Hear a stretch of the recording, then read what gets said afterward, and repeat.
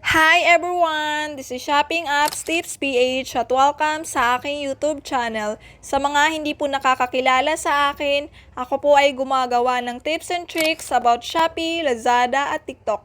Kung interesado ka sa ganitong klaseng content, kindly consider to subscribe my YouTube channel para updated ka sa aking future uploads. So, our topic for today is How to be a Shopee Seller 2023. If you are interested, keep on watching. Punta po tayo sa ating Shopee. Click Shopee app. Then, click Me button. Click Start Selling Free Registration. Shop name. I-rename ko lang po natin. Kayo po yung bahala kung ano po yung gusto nyong shop name. Yung sa akin po ay Shopping Apps. Shopping Apps. Tips PH. Okay. Then, click Pick Up Address. Contact. Full name. For example, Chita D. Wangko.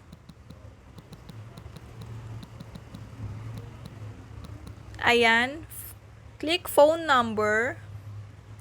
Make sure na yung phone number nyo ay active. Ayan.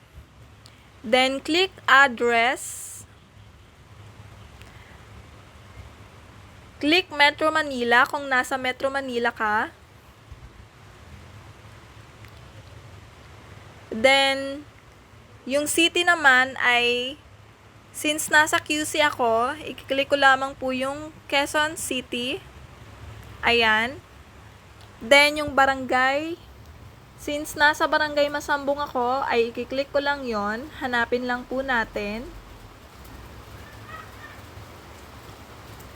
Ayan, click Masambong. Ayan, yung postal code ay namin ay eto 115.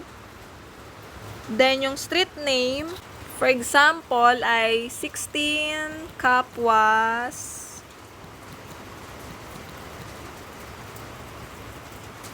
Ayan, click lang po yan. Then next, confirm. Then click confirm. Wait lang po natin siya, loading pa. Ayan, nandito na siya, naka Google Map.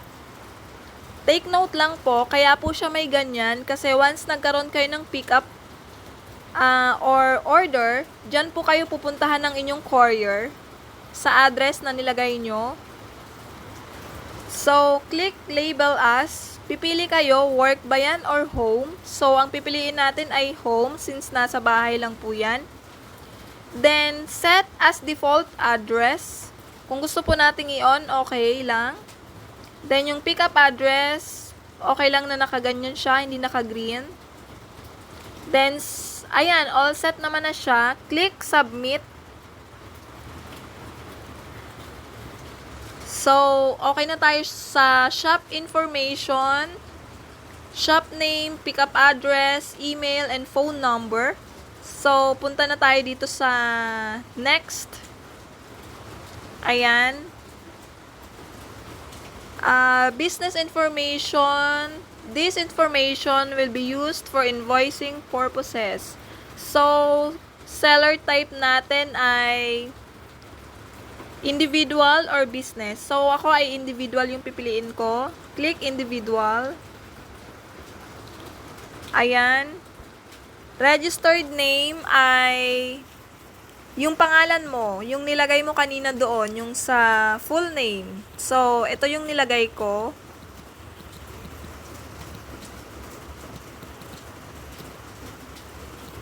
Ayan. Then, yung registered address, i-click lang natin. Ayan, since nagawa naman natin siya dun sa una, isi-save na natin siya. Click save. Ayan. Do you have a taxpayer identification number? If meron, i-click nyo lang yung yes. If wala, i-click nyo lang din po yung no. Then, I agree to these terms and conditions. I-click lang yan para mag-check. Then, ayan na, all set na tayo sa business information. Click submit. Ayan, then confirmation. Sabi dito, by clicking proceed, you confirm that the information provided is correct and complete. So, click proceed. Yan. Yan, submitted successfully. Now, you can proceed to add your first product. So, that's it guys. Nakapag-create na tayo ng ating seller account sa Shopee. So, pwede na tayo mag-add ng products. So, i-click lang natin tong go to add product. Ayan. Ayan. Add product. Ang nakalagay dito ay add photo. Ilalagay nyo lang yung picture ng gusto nyong i-upload na products. Ayan. Tapos, product name, product description. Ayan. Actually, meron na po akong video nito. So, ilalagay ko na lang po yung link sa ibaba para mapanood nyo. So, yun lang guys. I hope meron po kayong natutunan sa video na ito. Kung meron pa po kayong suggestions or comments, comment lang po kayo sa baba. Then, mababasa ko po yun. And, gagawan ko po yun ng video. So, thank you. Bye!